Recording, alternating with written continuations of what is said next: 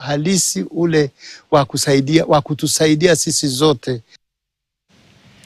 Askofu wa kanisa Katoliki George Muthaka wa jimbo la Garissa amewataka waumini kuendeleza amani na mshikamano kwenye familia, akisisitiza kuwa familia zenye amani ndizo msingi wa taifa lenye utulivu. Askofu Muthaka alikuwa akizungumza wakati wa ibada maalum ya kuhitimisha maadhimisho ya mwaka wa Jubilee iliyofanyika katika parokia ya Nativity of the Lord Kagwe na kuongozwa na Padri Felix Ndungu. Katika hafla hiyo kanisa likiendesha ndoa 15 kwa wanandoa waliokuwa wakiishi pamoja bila kufunga ndoa rasmi takatifu.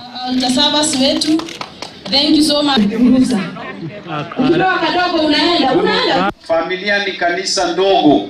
Kwa hivyo katika familia hapo ndipo mnastahili kuwafundisha watoto imani.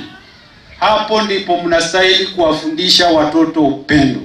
Kwa sababu watoto wakiona jinsi baba anavyompenda mke wake, mama yao, hawa watoto mimi na uhakika wao watajua upendo ni nini, na wao wataishi katika upendo maisha ya baadaye. Vijana kaunti ya Kisii